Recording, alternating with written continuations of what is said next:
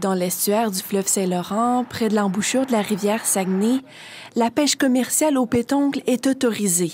Mais la façon dont cette pêche est effectuée, soit en utilisant des chaluts de fond, constituerait une menace pour la biodiversité, selon les experts. Effectivement, il y a un problème important de mise en danger de l'écosystème benthique, donc de l'ensemble des espèces qui vivent sur le fond, parce qu'on ne peut pas ramasser les pétoncles sans aussi ramasser autre chose.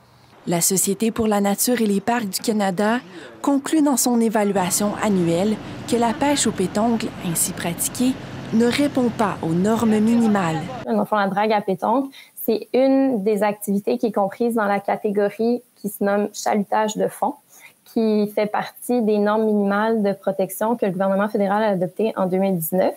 Ces activités iraient à l'encontre de la mission du parc marin du Saguenay-Saint-Laurent, qui est de rehausser, au profit des générations actuelles et futures, le niveau de protection des écosystèmes d'une partie représentative du fjord du Saguenay et de l'estuaire du Saint-Laurent aux fins de conservation.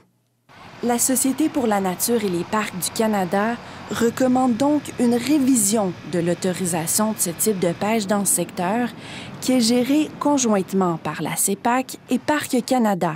Mais je dirais que l'énoncé général du rapport, c'est surtout de mettre en œuvre parce que c'est vraiment des normes de protection minimales. Ça cible les activités qui sont les plus destructrices pour l'environnement. Donc, c'est vraiment... c'est ça. C'est comme la première étape à faire. Chez Parcs Canada, on a refusé de nous accorder une entrevue. Dans une réponse écrite, cependant, une représentante explique. Comme la gestion des pêches commerciales dans les limites du parc marin est sous la responsabilité de Pêche et Océans Canada, ce ministère évaluera si les activités de chalutage sont compatibles avec les objectifs du parc marin. L'intention du gouvernement est de mettre à jour le plan directeur d'ici 2024, un plan qui n'a fait l'objet d'aucune révision depuis sa création en 2010. Ici Camille Lacroix, Radio-Canada, à Bécomo.